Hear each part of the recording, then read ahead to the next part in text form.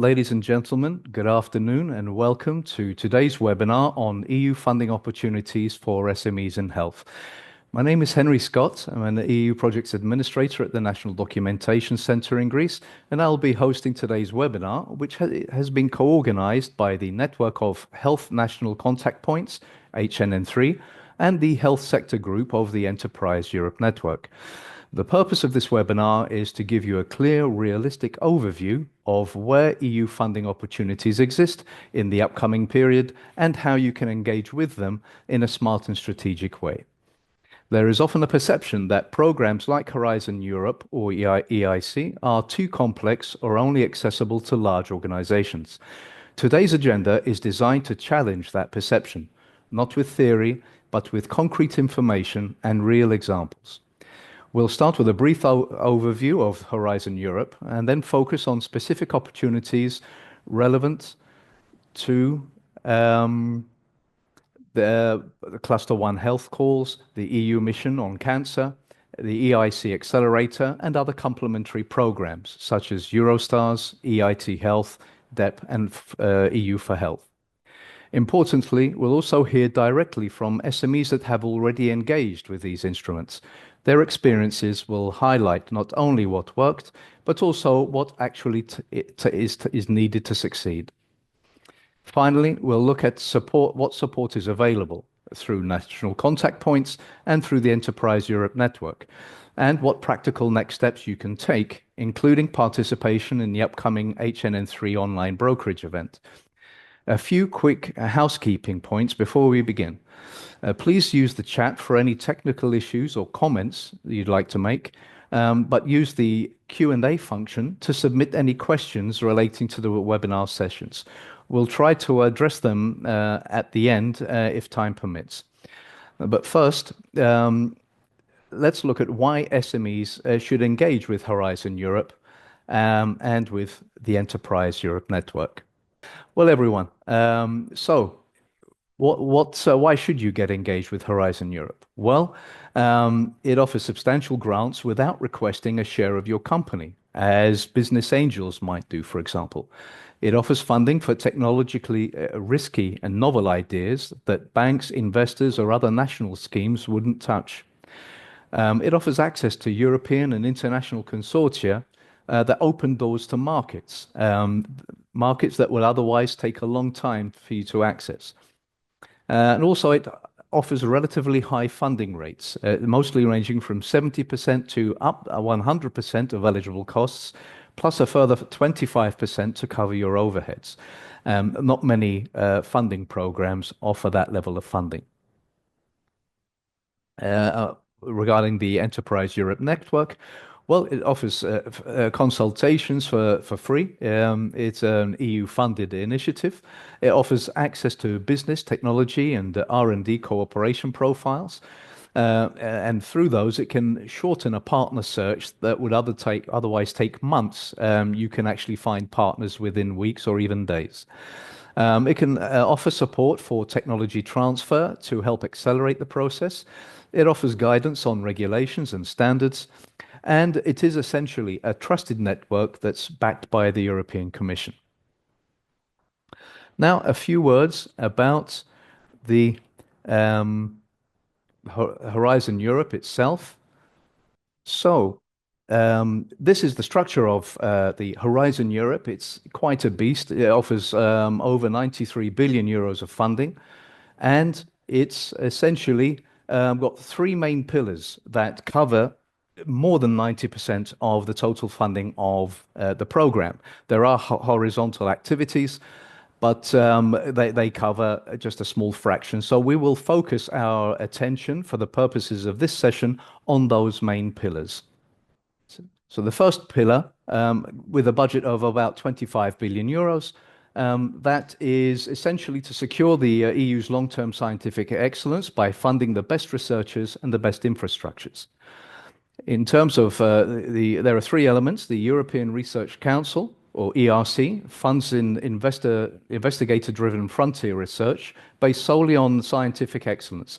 It supports individual principal investigators and small teams with no thematic priorities and no requirement for short-term impact. It aims to enable scientific breakthroughs by giving top researchers a large budget and much flexibility. The second element, the Marie Sklodowska-Curie actions, they support researcher mobility, training, and career development across sectors and countries. The goal is to develop human capital for research and innovation. MSCA exists to train, attract, and retain skilled researchers in Europe through mobility, interdisciplinarity, and exposure to the non-academic sectors. The third element, research infrastructures, is part of the program that funds the development and integration of large-scale research infrastructures. That's both physical and digital. The objective is long-term capacity building, not project-level innovation. It supports European research by providing access to world-class facilities that individual institutions or countries cannot develop or sustain on their own. The second pillar, with a budget, it's the biggest slice of the cake, with a budget of over 52 billion euros, is broken into clusters. And one of those key clusters is health. The health cluster supports collaborative R&I to improve health outcomes, health systems, and disease prevention. Here, clinical relevance and societal impact matter more than scientific novelty alone. Funded projects aim to translate scientific knowledge into measurable improvements in the population's health and in health systems. The other clusters, I left them listed on the first slide, the green slide. But the one that perhaps is the most relevant to stakeholders in health is Cluster 4, where it's on digital industry and space. There may be elements in there that are relevant to devices in the health domain. This cluster targets enabling technologies, that's AI, data, manufacturing, and space technologies, and in industrial competitiveness. A strong industry participation is expected, and TRL levels are typically high. The aim of this cluster is to reinforce European industrial leadership in key enabling technologies and strategic value chains. This cluster exists to reduce technological dependencies and support competitive, resilient, that is, future-proof industries. And so to Cluster 3, with a lower budget of just over 13 billion. Its main focus is to turn excellent research and ideas into marketable innovations and scale-ups in Europe. The first element, the European Innovation Council, which we'll be hearing a bit more about later, it supports breakthrough and market creating innovations through three different programs, one of which is the Accelerator, which again we'll be hearing specifically more in depth later on. The EIC is a high risk but offers high reward. It's the closest that Horizon Europe has to venture capital. The purpose of this program is to support breakthrough innovations that are too risky for conventional funding or private investors. The EIC exists to identify, finance, and scale up potential market leaders through a performance-based approach. The second element, the European Innovation Ecosystems, or EIE, it funds coordination and connectivity between innovation actors, namely startups, investors, and public authorities, among others. The outputs tend to be networks, platforms, and support structures rather than technologies. This element aims to improve the framework conditions for innovation across Europe by connecting actors, reducing fragmentation, and helping innovations to move faster from local ecosystems to European markets. The final element is the European Institute of Innovation and Technology, or EIT.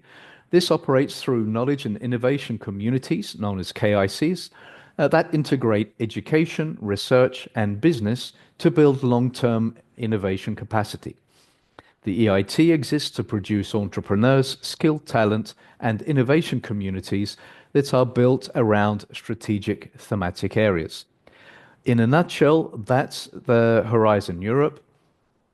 We will now hear in more detail specific elements of that program, but also of other perhaps complementary programs.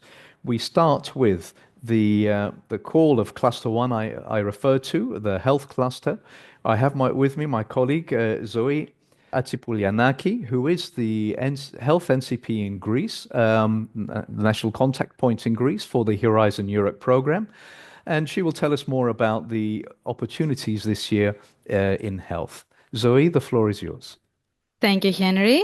Good afternoon, all. Just a minute to share my screen. So, my name is Zoe Atsipoulianaki, and I work at the National Documentation Center in Athens with Henry, of course. I'm the national contact point for health and the EU Cancer Mission. I'm also innovation consultant at ENLS in the health sector. My academic background is in business administration and political science and health policy. And today I will briefly present the 2026 calls for proposals under Horizon Europe Cluster 1 Health, with a focus, of course, on opportunities for SMEs. So we have only 5 minutes each, so I'll try to be on time. Before moving to the specific calls that I chose for today, I would like to explain why Cluster 1 is particularly important for SMEs. First of all, Cluster 1 has a strong focus on innovation and practical health solutions, not only on academic research. This exactly make it highly relevant for companies that develop technologies, tools, or services. Another important reason is that many topics are directly linked to real needs of patients and health systems, which means that solutions with clear use cases are highly valued. In addition, several calls are close to market and include activities such as testing, validation, and pilot implementation. And in these parts of the projects, SMEs often have a central role. Cluster 1 is also very relevant for areas such as digital health, medical devices, and data solutions, where many SMEs are already active in these these areas. Finally, SMEs are seen by the European Commission as key innovation partners, especially in innovation actions, and where their contribution to impact, exploitation, and scale up is essential. Before looking at specific calls, I would like to highlight that the 2026 work program includes several open calls under Cluster 1 Health. These calls focus on concrete health challenges and innovative needs, and SMEs can participate either as coordinators or as key partners, depending on their profile. In this slide here, okay, I'm only showing a selection of specific calls that will open at 10th of February under Cluster 1 for health. There are many additional calls included in the official work program, as well as in the funding and tenders portal. Due to time limitations, we cannot go through the calls one-to-one, of course, but I will share the full document, the work program for health, and the relevant links in the chat, and anyone, of course, with questions is very welcome to contact me by email, which you will find on the final slide together with my other contact details. Of course, last but not least, I would like to tell you what evaluators look what expect from SMEs. Evaluators expect for SMEs, look for SMEs that have a clear and well defined role in the project, and of course in the consortium, and a realistic contribution to the planned activities and deliverables. They also expect SMEs to bring market and impact orientation, especially in innovation actions. Of course, SMEs are often expected to contribute to exploitation and scale up beyond the project. And of course, they expect from SMEs consistency between role, budget, and effort. Thank you very much for your attention. And of course, as I said before, you can find my contact details on this slide, and I will be happy to follow up by email if you have any questions for a specific call. And of course, we can help you with your proposal. So after the webinar, I will be very happy to see your emails with your questions. Thank you very much, Zoe. And now we move on to another element, is the mission on cancer, and we'll be hearing more about that from Emily Fonck, the Health NCP in one of the Health NCPs in Belgium. Thank you, Emily. If the screen is ready, the floor is yours. Okay, thank you, Henry. I imagine you can see my slides. If it's not the case, please mention it. Within the second pillar of Horizon Europe, so the pillar on on global challenges and industrial competitiveness, there is a novelty since Horizon Europe, which is missions. There are 6 missions in total, and they are bold objectives with priorities for the European Union to challenge and to find solutions. The mission on cancer has as objective to improve the lives of more than 3 million people by 2030 to prevention, cure, and also for the people around the patients, such as their families. And the objective is for the patients to live longer and better. Within the mission, there are 4 main objectives: the understanding of cancer, the prevention and early detection, the diagnosis and treatment, and the quality of life for patients and their families. In the same way as Cluster 1 Health, every year there are calls that are being launched. And here you have a list of the calls of 2026. So they will open as well on the 10th of February, but the deadline will be in September. So you have a bit more time to apply for it. Most of the calls are research and innovation actions, but some are also innovation actions. And there is one coordination and support action. And to illustrate this, I have taken the example of one specific call, which is the Cancer 07 call, which aims at improving the quality of life of older cancer patients. Within those calls, you always have a part of the description on expected outcomes, which is really the envisioned reality at the end of the project. And then you have a part on the scope, which explains really the parts that should be included in the project. So it's really top down. Everything is well described in the calls, and it's important to read the calls in details to answer to them. So on the one of the improvement of the quality of life of older patients, this call is important because the majority of cancer patients are 65 plus, but within the clinical trials, they are not always well represented.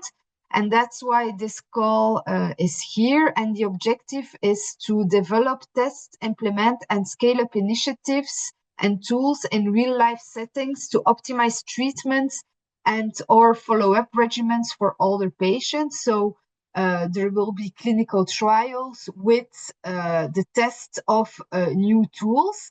And this is why the involvement of SMEs is very important in this call. It's written as one of the requirements that the consortium should have a mix of stakeholders, including SMEs. Here you can see the calls for 2027. And one thing I can stress for the involvement of SMEs is the previous to last call, so the Cancer 05, which is a public procurement call. It's pre-commercial procurement of affordable solutions for healthcare systems in the areas of cancer technologies, cancer medical devices, or cancer medicines. So basically here, the consortium will create procurement opportunities and tenders for which SMEs can then apply to test and to develop their innovative solutions. So that was it for the mission on cancer. The rest of my slides are for a bit further after we've done the theory part. Thank you. Thank you very much there, Emily. We now will hear from another colleague from who's another fellow NCP for MSCA, an area I cover, but she's also NCP for the EIC Accelerator, which is a key program of interest to you all. She is, of course, my colleague, Dr. Christina Chimonidi of the Praxi organization. And with her hat as EIC NCP, she'll now tell us more about the program. Christina, the floor is yours. Hi, Henry. Thank you very much for today's invitation. I know that we have 5 minutes and we have to be, quick and to the point. This is also important for me because in the EIC Accelerator, for those of you that don't know already, we have a pitch deck that you have to prepare. So I'll try to give you I hope a good, sweet, short, and to the point presentation today. So my name is Maria Cristina Chimonidi. I'm a former postdoc researcher in molecular biology of cancer and diabetes. I also used to belong as a CSO in a startup, so I've been there, done that, and now I'm here for you to talk to you about the EIC Accelerator. As EIC NCP, as an EIC NCP, we are from Praxi Network. Praxi Network is one of the national contact points for Horizon Europe in Greece. We also are the coordinators of Enterprise Europe Network Hellas, and we are also the tech transfer unit of Fourth. And our mission is to enhance the innovation and competitiveness of the Greek ecosystem. Why should you apply now in the EIC Accelerator? As Henry mentioned before, EIC Accelerator is part of the innovation pillar in Horizon Europe that promotes innovation and innovation in general in the research area of Europe and in the markets. So why should you apply? If you have innovations that are high risk and high impact, if you have a product that can create new markets, transform existing ones, or contribute to societal innovation, if you have built scientific discoveries that are considered deep tech, if you have a product or a technology that it is at TRL 6 right now, and if you require significant funding over a long time frame. Can you apply? You can apply if you are considered as a startup or an SME according to the Horizon Europe guidelines. These are all available online. I'm sure you can find them as well. Or if you need help, you can always ask your EIC NCPs. What type of funding can you get now? The EIC Accelerator provides blended finance in order to support all activities regarding development, deployment, and scale-up of your product. There are 2 types. You can get the grant component that it is maximum 2.5 million euros on a 70% funding rate. And you can get the investment component, which is minimum 1 million euros and maximum 10 million euros. What type of funding can you get? You can get the grant only, you can get the investment only, or you can get the blended finance. This is according to your case. The thematic areas of the EIC Accelerator are pretty open. It has to do with products in deep tech in different scientific areas. But of course, every year ESMEA releases some challenges that the Commission wants to promote every year. So these are the challenges for this year for you. So now, how can you apply? We have 3 different stages: the short proposal, the full proposal, and the interview. The short proposal can be submitted every time of the year. The full proposal, there are specific deadlines that I will show you in a little bit. And we have the interview that happens 3 times per year now. In the short proposal process, you have to submit a 12-page max template, a 10-page slide deck, and a 3-minute video that will be assessed from 4 experts, and you need at least 3 goes to go to the next phase. For the full proposal phase, these are the deadlines that I referred to you earlier. What do you have to do? Now you have a 20-page proposal, you have a pitch deck again, which can be the same, of course, like the previous one or a better one, a 3-minute video, and of course you have to submit a lump sum financial and implementation plan. We have here now the tech expert assessment. Is going to be an interview from this year on with a tech expert and the applicants. And after that, we have a report and a preliminary score that is going to be assessed from a panel. The panel is going to create a ranking list, and then you will be informed or not to proceed to the interview. This is a basic timeline of the batches in order for you to know when you should submit and when are the interviews coming for you to get better prepared. These are some useful links for you if you want to learn more. How can we help you as EIC NCPs? We can help you in all the phases of your submission process, from the pre-proposal phase to see if the EIC Accelerator is for you, how we can help you more at the writing phase with the short and the full proposal, with the preparation of your pitch decks, your videos. Of course, in every time we do mock interviews. Many EIC NCPs, if not all of us, do in Europe mock interviews and Q&A, and of course, post-grant support we offer. These are the Greek NCPs for you, just to show our team. Of course, what is important to mention is that we have our own network of EIC NCPs, the Access to EIC project, that we manage to enhance the capacities of EIC NCPs. And of course, we have a lot of promotional material for you, for the applicants. We have the templates that you can use that is a very good guideline when you write your different proposal for the different EIC instruments. There is also the EN to EIC project that enables also EN advisors to help EIC applicants for the EIC Accelerator in case you want to contact them as well. That's it for me. Thank you very much. Thank you very much, Christina. Let's get that going for that excellent whistle-stop tour of the EIC Accelerator. And now we'll be hearing about the other relevant programs of interest from another health NCP, Marisa Collin from Belgium. Marisa, you have the floor. Thank you, Henry. Good afternoon, all.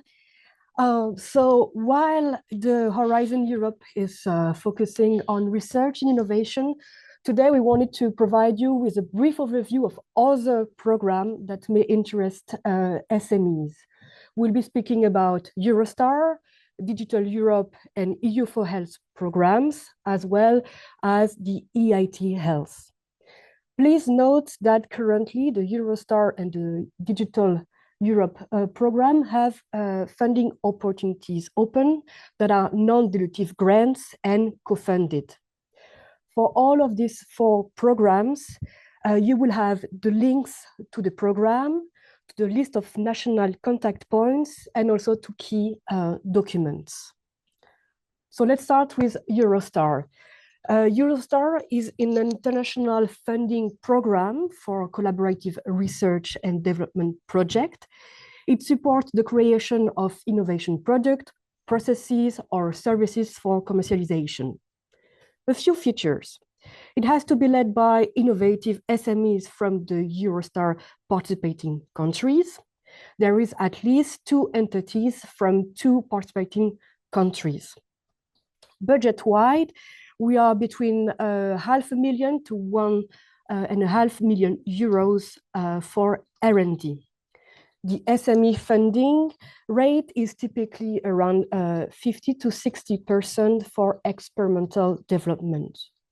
This program is usually a good first step into the EU programs for SMEs. Importantly, there is a call of Eurostar opening tomorrow that will close on March the 19th. And a webinar for applicants will be organized on the 22nd of this month. Then another program, the Digital Europe program.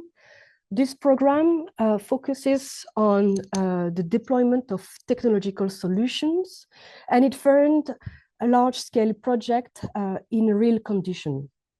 Again, a few features.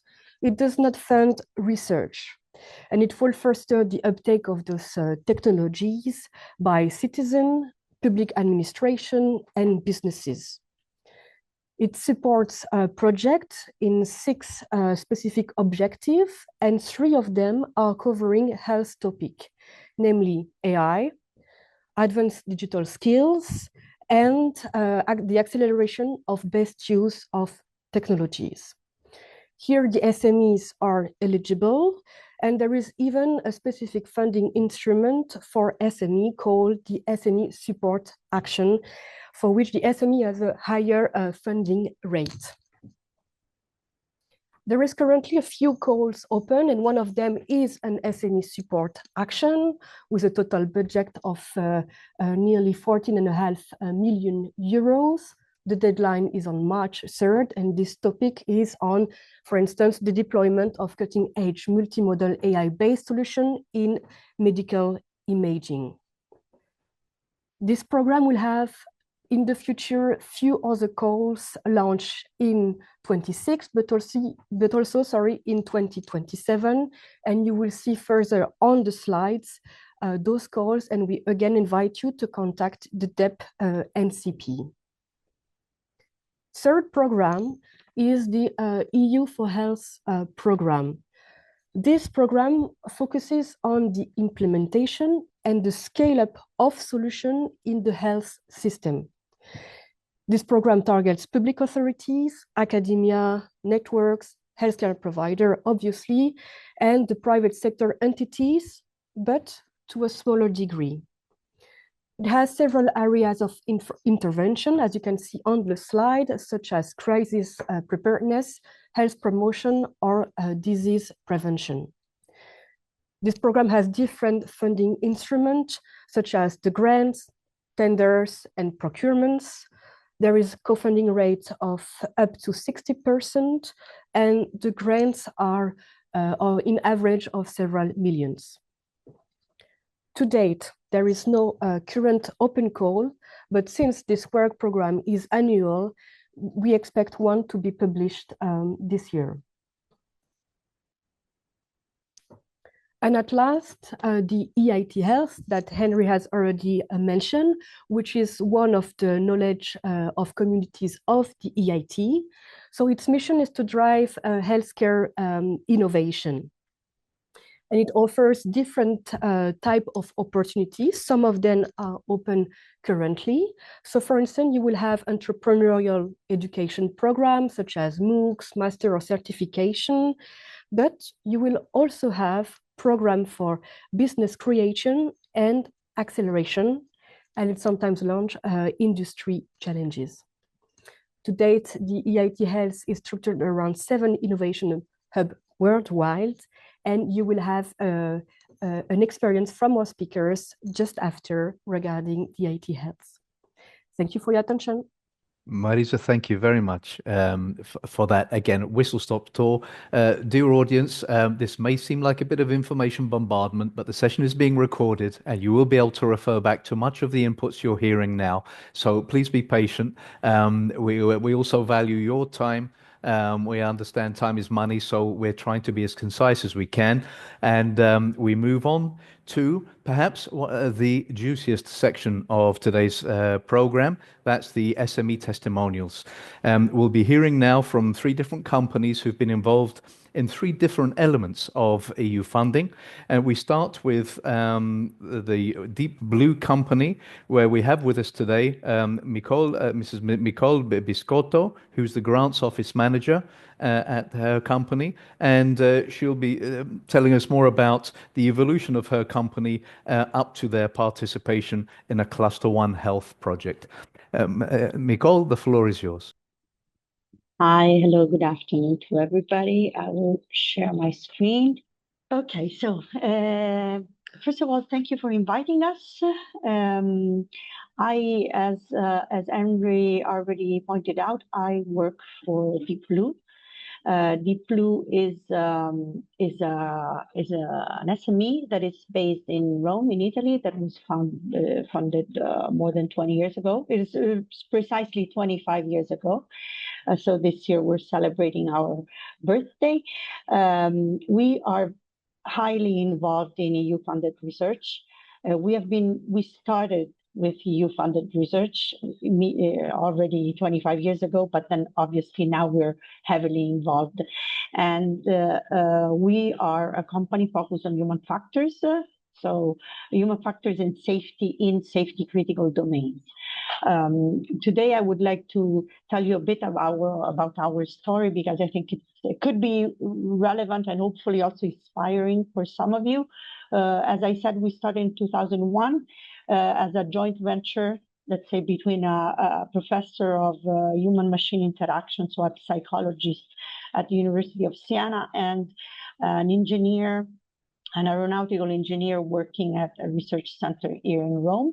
And they decided that it would have been interesting to analyze how humans and technologies and humans and innovative and disruptions interact. So we had our first project, EU research project, in 2002. And then based on that, so it was a very small company with only like the 2 of them and maybe 1 or 2 other people. And then this took us to almost 10 years after to coordinating the first project. That was a framework program 7 project, the X-Cross. And then from then on, in 2014, more or less, is the moment in which I joined the company, and we created our office, our grant office, and we participated more and more. Now we have more or less 50 full-time employees, plus another 50 people working with us. And we are involved in all clusters of Horizon Europe, plus other programs, Eurostar and Digital Europe and Erasmus Plus and CERD. So we work a lot. We started in aviation, and then from there we moved to also to healthcare and many other domains. So the story that I would like to tell you about is our journey from aviation to healthcare.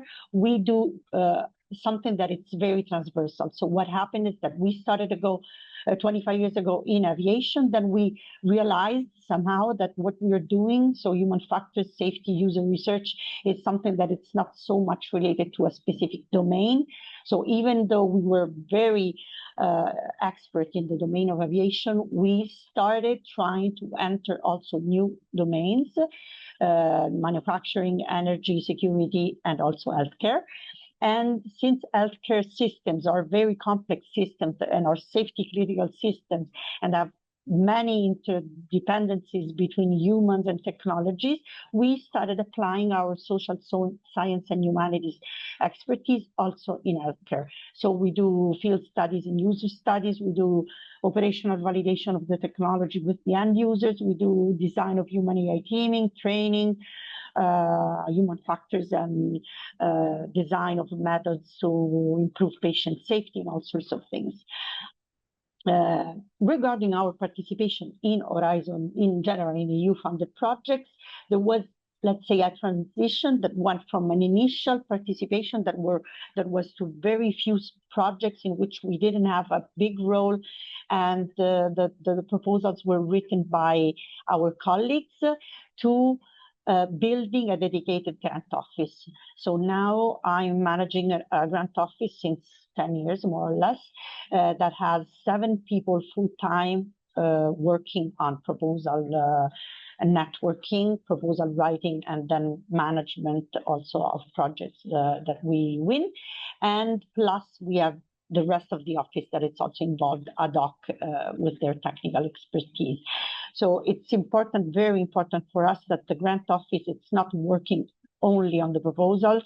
We are all involved also in the project implementation, even if only as managers, because in this way we are more acquainted about what is going on and what could be also potential follow-ups opportunities. So we're more able to pick the opportunities when they arise.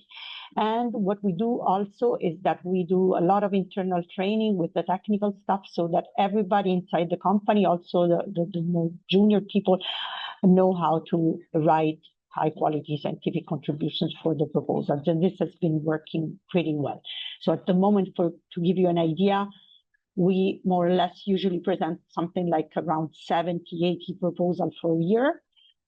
And now we have 70 ongoing EU projects in many different programs. We have been involved in an Horizon 2020, in 2 Horizon 2020 healthcare projects. We have been involved in a Eurostar healthcare project, and now we are involved in a Cluster 1 Horizon Europe project, and we work a lot in many proposals also, that we have many proposals under evaluation.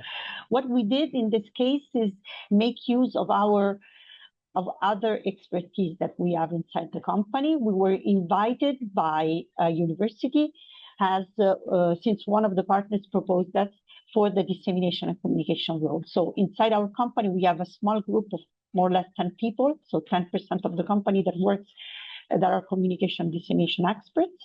And this part of the company was built for 2 reasons mainly. The first one was to somehow promote the company itself. And the second one was to use it as an icebreaker to enter new domain, because sometimes if you're don't have enough reputation to present yourself for the technical role, it could be that many consortium are seeking for other expertise, so dissemination, communication, exploitation, or support to project coordination, support to proposal writing. So we present ourselves covering that, and then usually in the follow-up, then we take over also more technical roles. It's a way of enlarging the network and stepping into new domains. It has been working for us, not necessarily it works for everybody. We have a very transversal road, so this makes it easier for us to be involved in this way. Last slide, a couple of do's and don'ts, at least in our experience.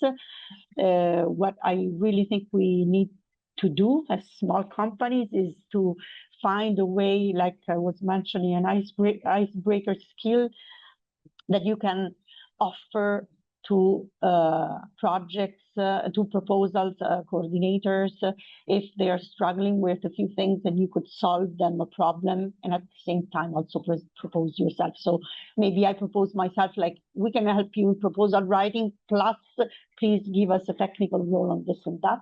This is a way that many times works. Be very proactive with the network, so use the national contact points and attend brokerage events, especially those in presence, because it's very, very important to get to know people, especially face to face. Try to not overdo. So start as partners. Maybe if you're good at writing, also maybe as shadow coordinator, shadow proposal writer, but in smaller projects. So maybe CSAs with a smaller project, and then go to larger consortia. Focus on the funding efficiency. So this is for us, especially for SME, at least in this framework program, we are funded in innovation actions. We are only funded 70%. So Also, one of my tips would be to try to be involved mainly in research and innovation actions or coordination and support actions that are funded 100%, and also those programs that are funded 100% in general. And regarding the don'ts, I would say don't rush into coordination. I already suggested this, so avoid coordinating, even if your expertise is perfect, even if you're perfect for the topic, if you don't have experience of that, if you're not well known, and you don't have also reputation, I would avoid coordinating consortia. So maybe doing the shadow coordination, but not the coordination. So find a coordinator that is credible and it's strong. Don't ever ignore the funding rate, because it could become a problem during the implementation phase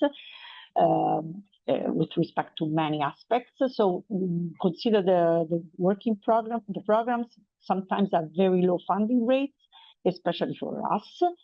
It is, in some cases, they are funded at national level through the ministries. Also, this is something that, as an Italian, I really feel that I need to highlight, because for us, for example, many times programs that are funded at national level have a lot of implementation issues.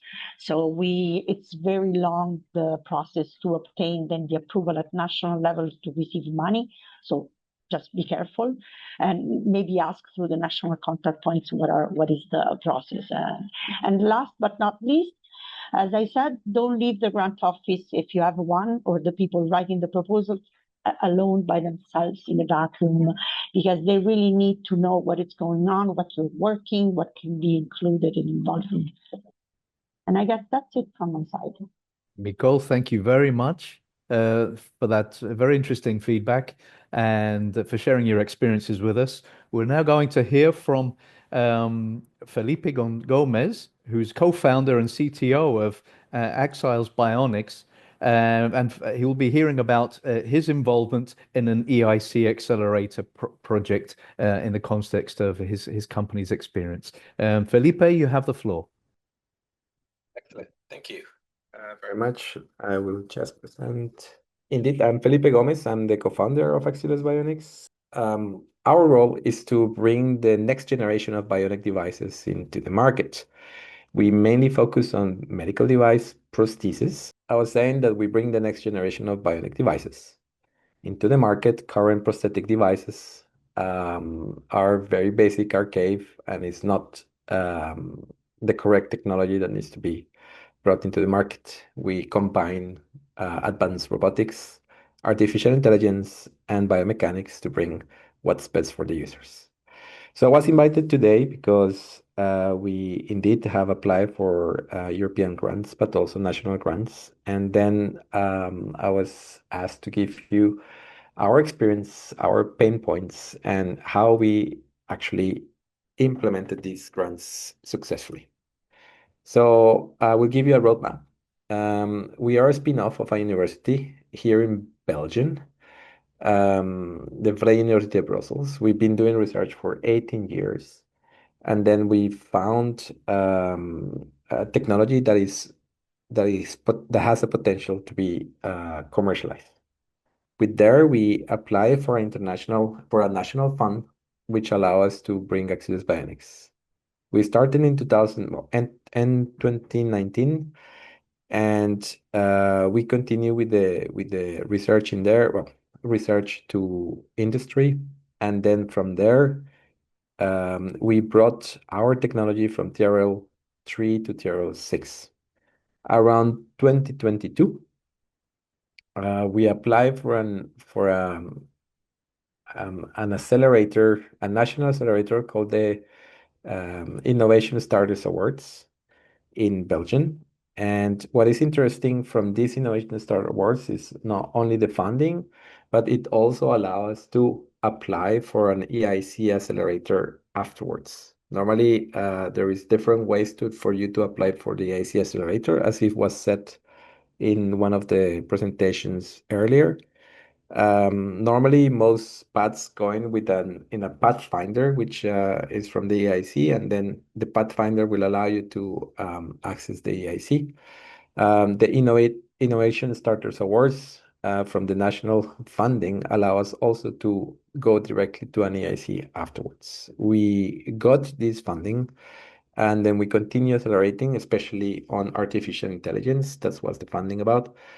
And afterwards, we managed to arrive TRL 6, TRL 7 for the EIC in 2024, and we successfully applied for the EIC and until right now.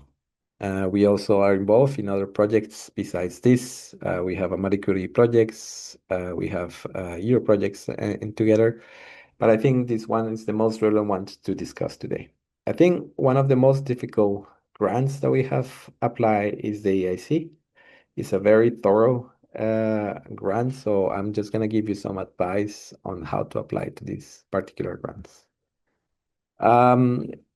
The project proposal, there are several stages, so these align a little bit with the slides of the EIC presentations before. Basically, if I would to rename them, you have an ideation stage, which it really focuses on your project idea and a supporting video on why this is good. Then you have a project proposal development, which is the detail how the project will be achieved, and then afterwards you have a full pitch and presentation with the jury members and so on.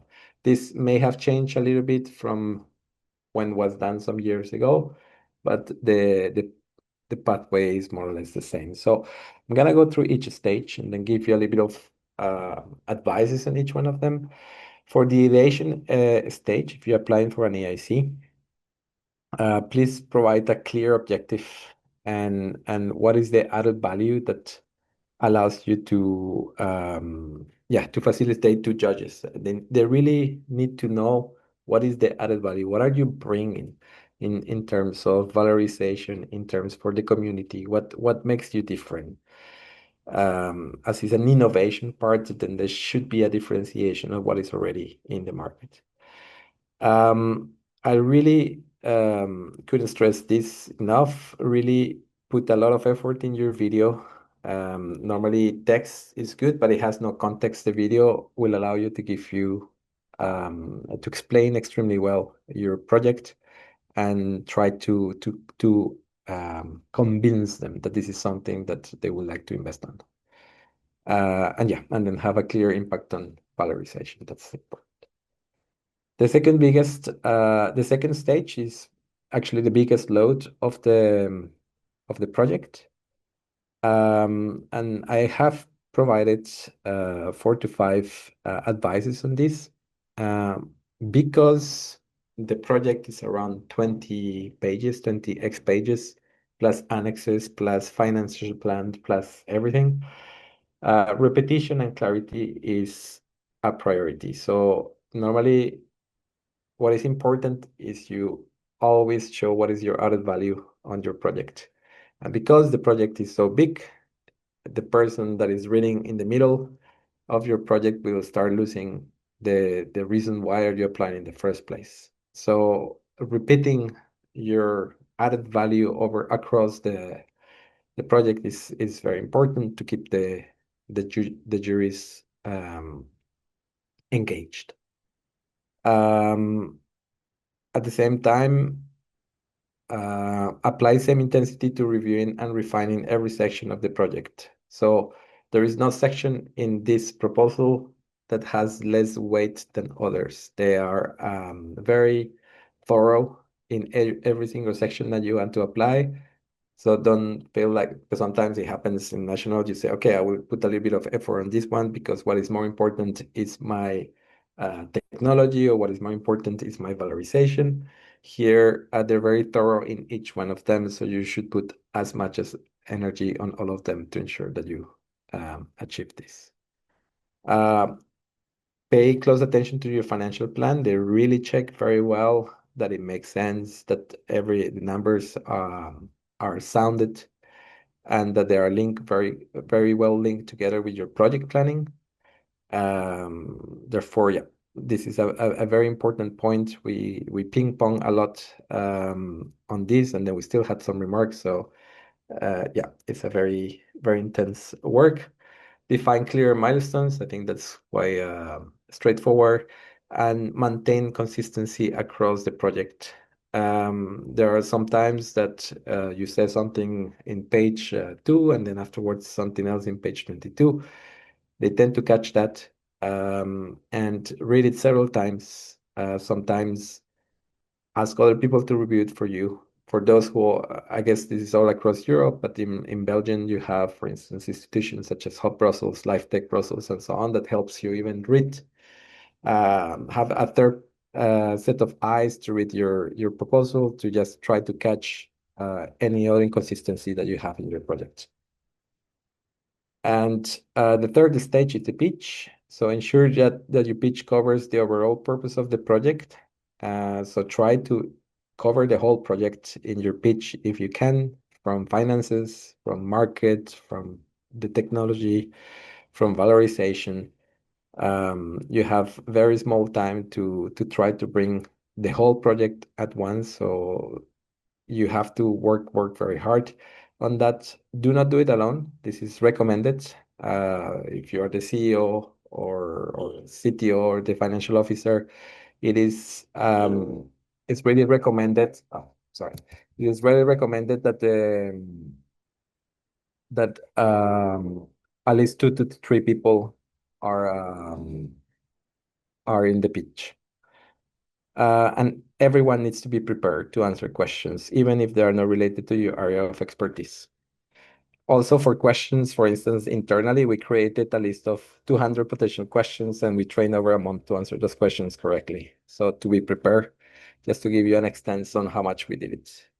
Fortunately for us, first time we applied, we got it. EIC has a very short, small amount of percentage of acceptance, but it's worth it grant. Because you have, like it was explained, you have not only the investment for your development, but you have potentials for having equity and so on. Final sections that I would like to discuss is what are the problems that we had in the project implementation. This may happen to you or may not, but ourselves, for instance, we had, besides you have the planning, so things can go wrong, of course, but okay, from our side, we had new breakthroughs, which actually would bring something more disruptive to the market if we manage to do it, which leads to delays into the project, but could lead you to a better place when you go out of the market.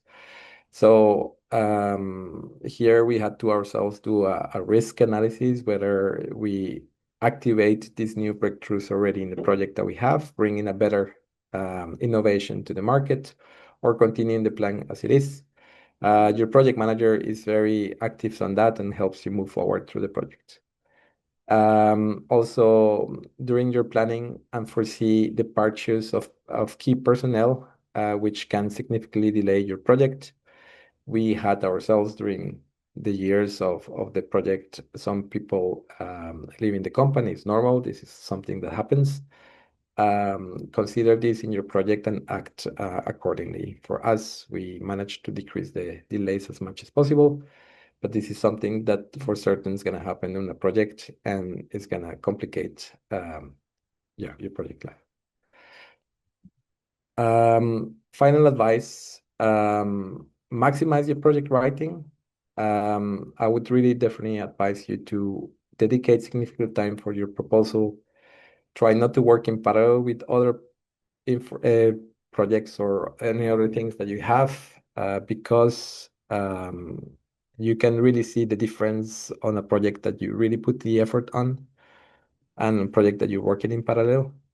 Make sure that that you're clear on what you want to apply for, because if it's not clear, you will also see it in the project, and jury members will catch that, and it will make you spend so much effort into it, and then to have a rejection and then having to spend the same effort again and again.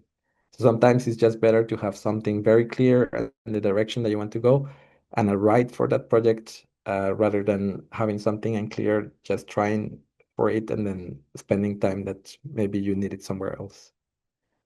Also understand your audience and the current needs of the EU. The needs changes over time, as we're seeing on the couple of years.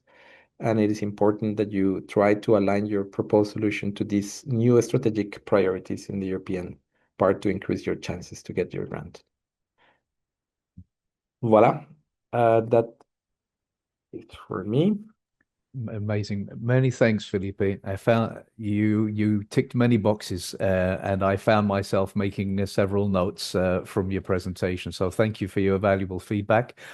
We now turn our attention to Mr. Jonathan Schreiber, who's a Chief Operating Officer at Cascado Health, to tell us about his company's experience in an EIT Health project. Thank you, Jonathan. The floor is yours. Thank you, Henry. I hope you can see my screen. So as Henry just mentioned, I'm Chief Operating Officer of Cascado Health. We're a health data company. We created a company in 2017. We're a team of 20 people approximately. We're based here in Belgium, but active globally. And we have a buy and build vision, meaning that we both try to grow organically, but also try to acquire technology from other companies. What we mainly do is really focus on health data. And so we have a federated health data platform, which is used by patients and healthcare providers to have health insights about their health and their patients. We also have connections to healthcare systems across Europe, so that for data users like academic research institutions or pharmaceutical companies or medtech companies, we can provide a range of services to get insights into health data. So that's in a nutshell what we do, but let me focus now on our experience with EIT Health. So a couple of years ago, from 2019 to 2021, we were part of the CISIT2 consortium, which is a very large project of around 12 partners, of which 8 hospitals across Europe, for a project size of 3 million euros. So that was spread across the partners. It was fully non-dilutive funding, and it was, as you can see, a multi-stakeholder R&D project where we were focused on a seizure detection device for people with epilepsy. It was very complex in the sense that there were 15 work packages, and there were, as I said again, 12 partners across many countries. We weren't the lead here. It was a big pharma company, UCB, who took the lead on that project. Our role at Cascado Health was to really provide the software components to make the system workable, also from a patient and from a healthcare provider perspective. Now, I want to dive a bit deeper into the value of the project for our company. So the first one, I think it's quite obvious, is that it provided non-dilutive funding, but also secure funding. And we knew that we were going to receive a certain amount of money at a certain point in time if we achieved our milestones. So that was quite predictable for us and very welcome for our small company at the time. What it also brought, this project and our connection with EIT Health, is the connection with the community. So EIT Health, as well as the project itself, it allowed us to really come in contact with major pharma players, in this case UCB, with whom we were able to create a lasting relationship and are now doing regular projects with them. But also built a strong relationship across major EU hospitals, university hospitals, with key opinion leaders to make sure that we can continue delivering our technology to them and try to do new projects with them. The community, the EIT Health community itself, was also helpful for us and continues to be helpful. For instance, they have nice links to investors, and for our company that aimed to also grow inorganically through investors, and this was very helpful to us. Finally, they also have learning programs which are quite useful, networking opportunities, which again allow to cultivate potential partnerships. So again, for our company, this was a very important stepping stone, and we're obviously trying to replicate that with new projects. Now, I want to also touch briefly about risks of projects like this. So the biggest risk that we see when we look at projects like this, like multi-stakeholder projects, is the risk of defocus for the company. And so we're a small company. We have to be very agile, looking at what the market needs. But when you commit to a very big project like this, multi-year, multi-stakeholder, you also lock your R&D roadmap. But it happens very often that your roadmap can evolve because the market needs something different. But if you're already locked to an R&D project like this one, it can have risk on the resources that you can allocate on new projects. You're also in big projects like this, again, you're dependent on third parties, which are often bigger and slower than you. Big pharma companies, they're obviously slower than a small, agile company. University hospitals, they also tend to be slow, and they have PhD students that are there for 3, 4, 5 years, which is good because there's some certainty on the people that will be there. But it also means they also have their own priorities, publishing, etc. So we have to be careful with that. IP sharing is also something to be careful about. I don't think it's a big issue usually, but you have to be careful, especially if you're a company and you're aiming to raise capital afterwards. Your next investors, they will look at IP sharing clauses that you set up in those type of deals. So again, make sure that you think about your R&D roadmap carefully and the risk it takes to commit to that type of project. So to conclude, for us, projects like this have an undeniable value. So we continue looking for them, for those opportunities. We continue leveraging that network, EIT Health, all the connections we've made there and the connections we continue to make over there. But we're also very careful about new projects that come in, new big project, multi-stakeholder projects. What's the value to us? Will that lock our R&D roadmap for long and for too long? Is that too risky? Because there's a cost of opportunity of locking our team on certain projects. Well, thank you for your attention. Looking forward to the next presentation. Thank you, Jonathan, for some insights, which I was hearing for the first time there. So well done. I'm sure the audience has been scribbling as away also. Thank you very much, everyone, the 3 companies we had for your contributions for this session. But now, of course, we turn our attentions to you, the audience, because now we are into the session entitled Call to Action. You have heard much about the programs on offer, the support on offer, but now we will hear again from Emily Fonck about an opportunity for you to identify potential collaboration opportunities and partners at a forthcoming event. Emily, the floor is yours. Thank you, Henry. Yes, I briefly wanted to talk to you about an online brokerage event we are organizing because for the calls of the Cluster 1 and the Mission on Cancer, you need to create a consortium. So finding partners is key in the success of your project. And therefore, we are organizing with HNN 3.0, the Health and CP Network, an online brokerage event from the 26th of January to the 30th of January. It's organized via the platform B2Match. You can create a profile with a market opportunity where you say, for instance, I am interested in the call, in this call, and I'm looking for partners and I can bring this expertise. And then you can look at other participants, filter them based on the call of interest and request meetings. And all the meetings are taking place online, so it's very convenient. You don't need to travel to meet partners. So as I said, the event will take place the last week of January. On the 26th and the 27th of January, there will be pitching session. And then from the 26th to the 30th, so the whole week, you will have the chance to do bilateral meetings. And the registration deadline is next week, the 21st of January. And next to the bilateral meetings, there is also the opportunity to pitch. You don't need to be a coordinator to pitch. You can also pitch because you want to be a partner in a specific project. It's a real big opportunity for you to be able to showcase your expertise. And the deadline is next Monday, the 19th of January. So be quick because there are only a couple of spots left. Thank you, Emily. Now it's my turn, perhaps, to say a few words about the support networks that we have.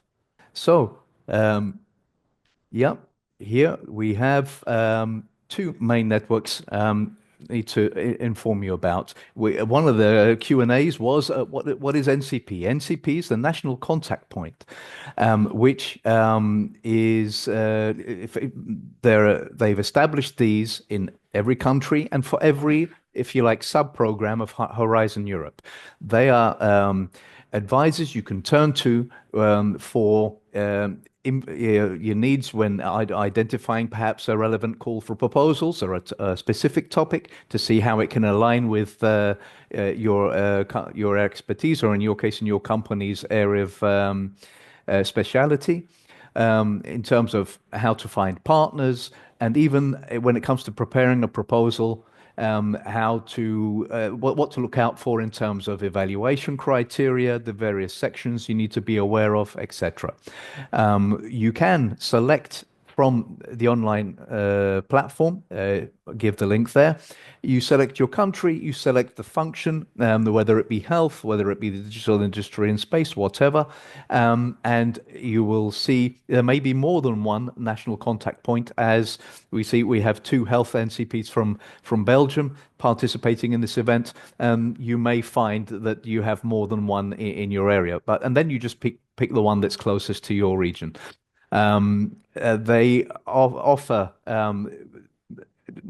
signposts of mostly what not to do when preparing a proposal, and you're strongly encouraged to engage with your NCP for the relevant program of your interest at the earliest opportunity when your company is thinking to participate in a specific call.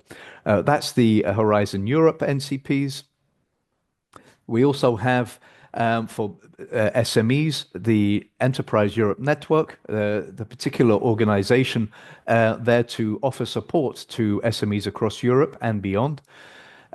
These advisors, they offer advice on innovation, digitalization, sustainability, resilience, intellectual property rights, access to finance, among other things. You can in this network, they tend to have established a contact person per region within a country, not just one per country. So you would be encouraged to identify who is your regional contact person for this network to advise you perhaps on what would be your innovation pathway. That's what's your next step in your company's evolution in terms of outreach, in terms of internationalization, etc. So those are the networks that are available to you. They are EU funded, so their services are free of charge, and we very much encourage you to engage with them. Now, I think we have essentially come to the end of our webinar. That just leaves me to say a few words of reflection on what we have heard today. And here are perhaps a few key messages. What we've seen today is that EU funding opportunities for SMEs in health are not abstract or out of reach. Horizon Europe Cluster 1, the Cancer Mission, the EC Accelerator, and related programs are all designed with SME participation in mind, provided that there is a good fit of the innovation or idea and proper preparation. We also heard very clearly through the SME testimonials that success doesn't come from chasing calls randomly. It comes from understanding where your innovation fits, building the right partnerships, and engaging early with the available support structures. This is where the national contact points and the Enterprise Europe network play a practical role, helping you interpret calls, position your idea, identify partners, and avoid common mistakes. Not by doing the work for you, but by helping you do the right work. A concrete opportunity for your next step has been presented just now by Emily. That's the HNN 3 online brokerage event taking place from the 26th to 30th of January. It's a real opportunity to meet potential partners, explore project ideas, and start building consortia well ahead of upcoming deadlines. So my message is simple. Don't wait until a call deadline is around the corner. If you're considering EU funding in 2026, start the conversation now with your NCP, with the Enterprise Europe Network, or with potential partners. On behalf of the organizers, I'd like to sincerely thank all the speakers, especially the SME contributors, for sharing their expertise and experience. And I thank you all for your participation today. I wish you a pleasant afternoon and a fruitful 2026. Thank you.